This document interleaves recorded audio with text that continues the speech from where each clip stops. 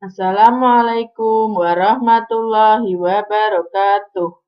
Selamat pagi anak-anak. Bagaimana kabar hari ini? Semoga anak-anakku sekalian selalu dalam keadaan sehat, ceria, dan tetap bersemangat belajar di rumah.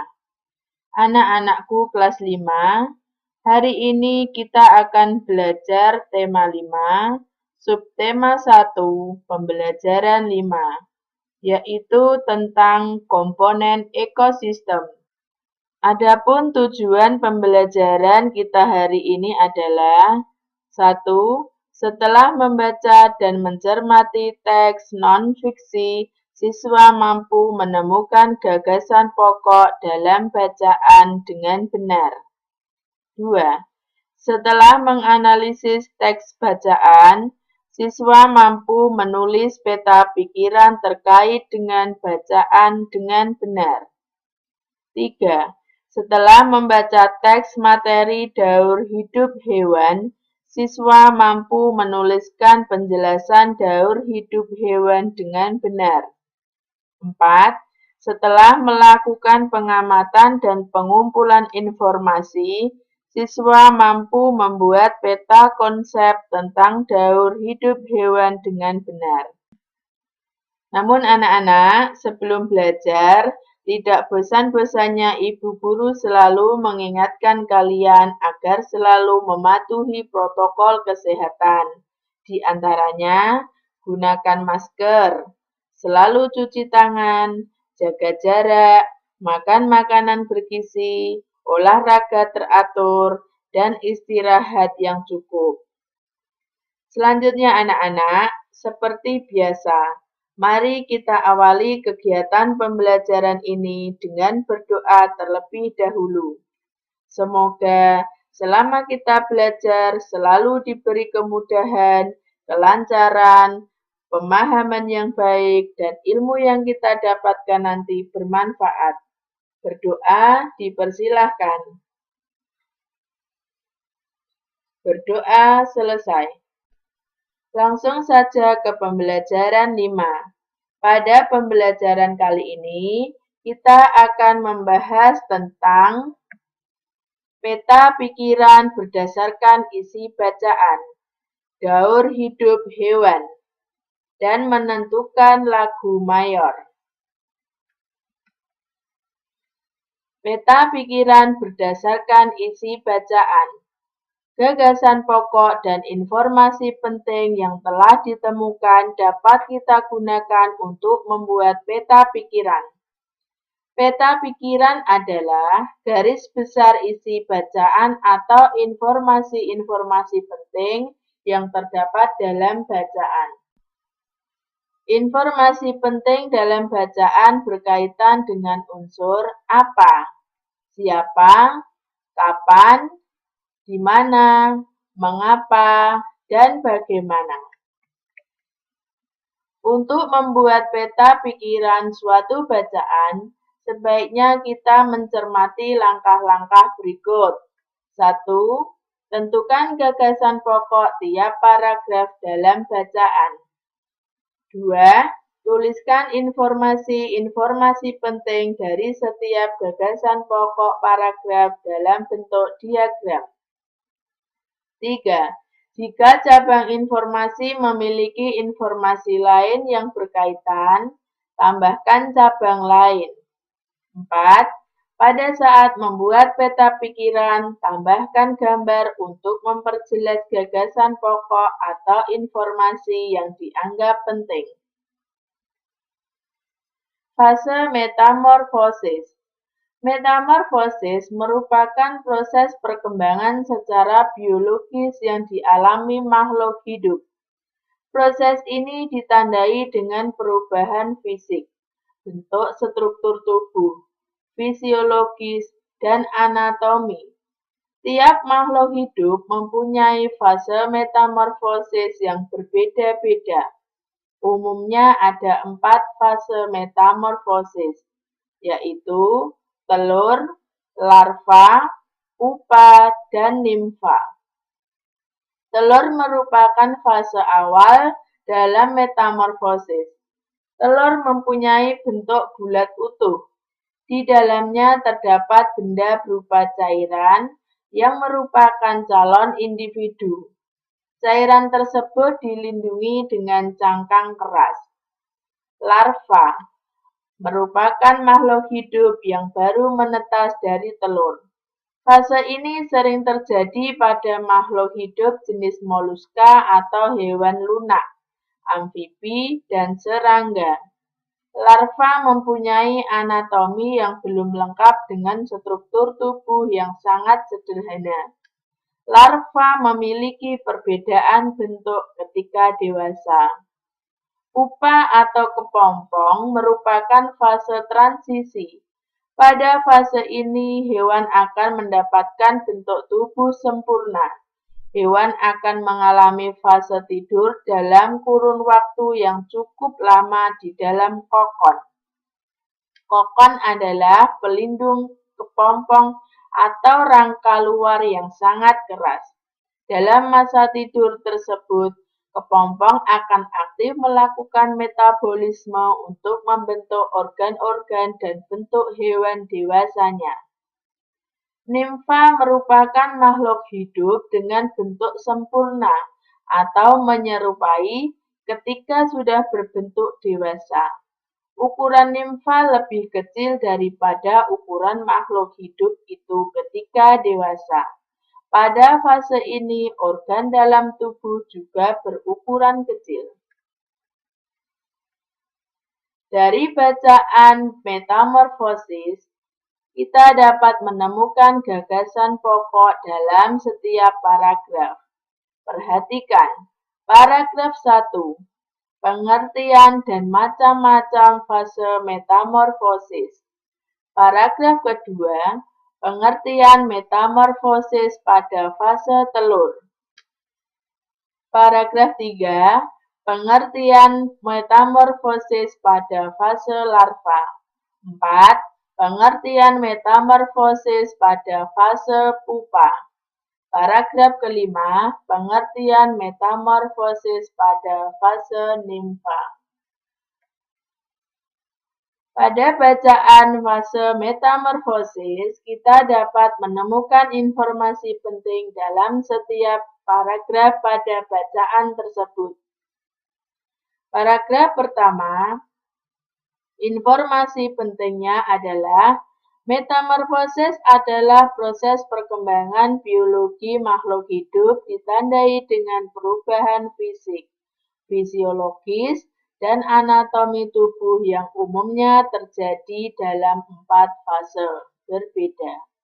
Paragraf kedua, telur adalah fase awal metamorfosis yang berisi cairan berupa calon individu terlapisi cangkang keras. 3. Larva adalah fase setelah menetas dari telur dengan anatomi dan struktur tubuh yang sangat sederhana, sehingga berbeda dengan bentuk tubuh dewasanya.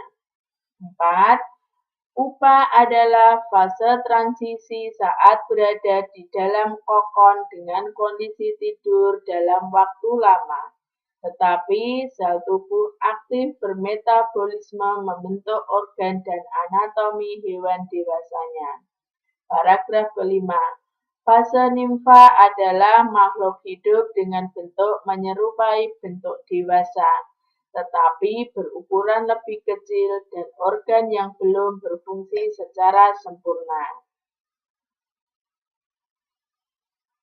Setelah itu, kita buat peta pikiran sebagai berikut.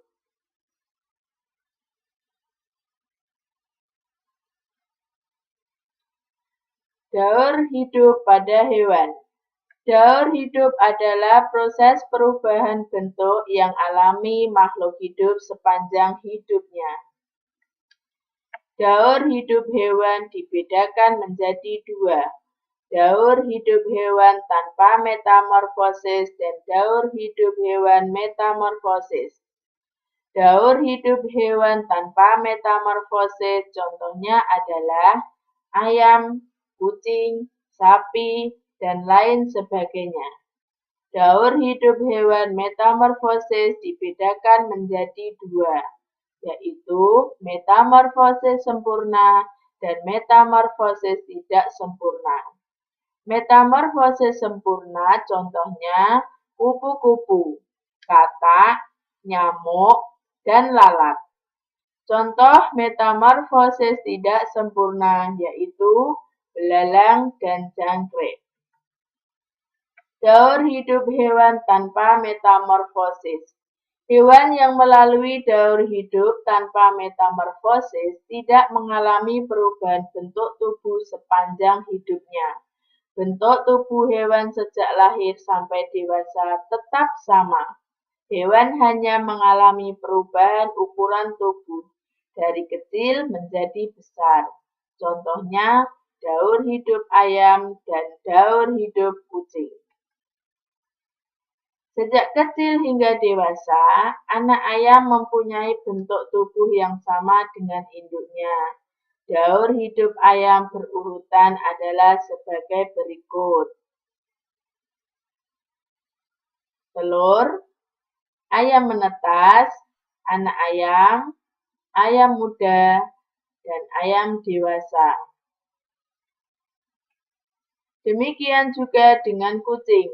Sejak lahir hingga dewasa, anak kucing memiliki bentuk tubuh yang sama dengan induknya.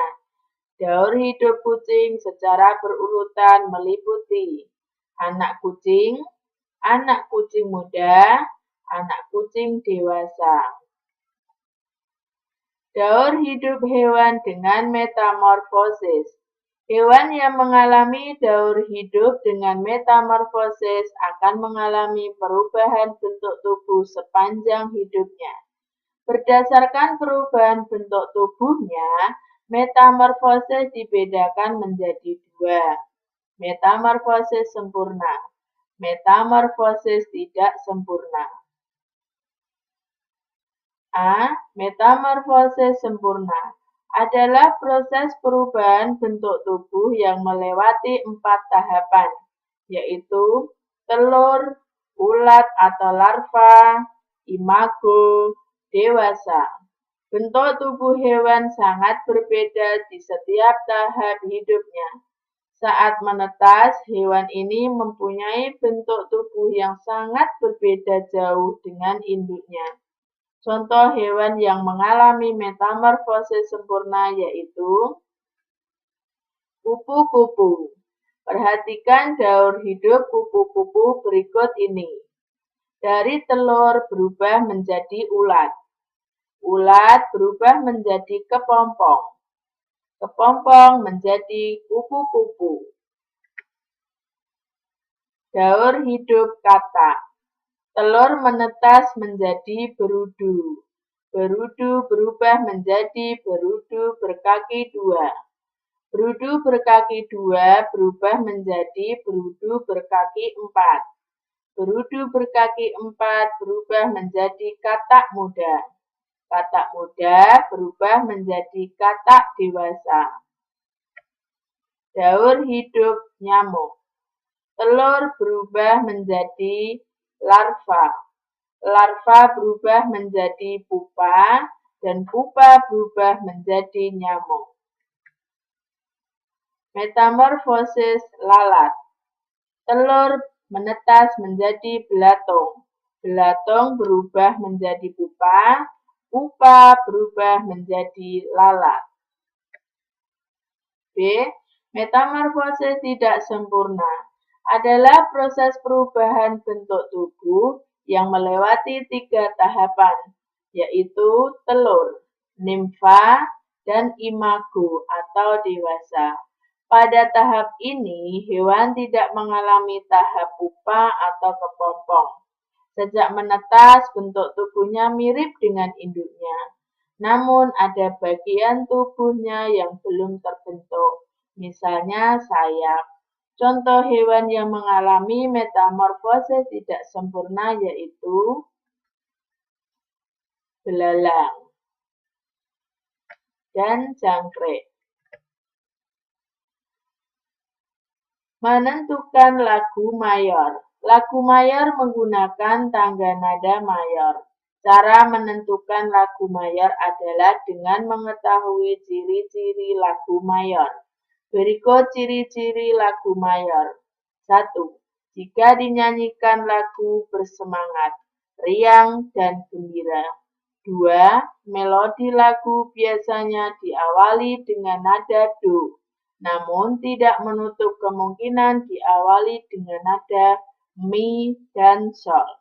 3. Melodi lagu diakhiri dengan nada do.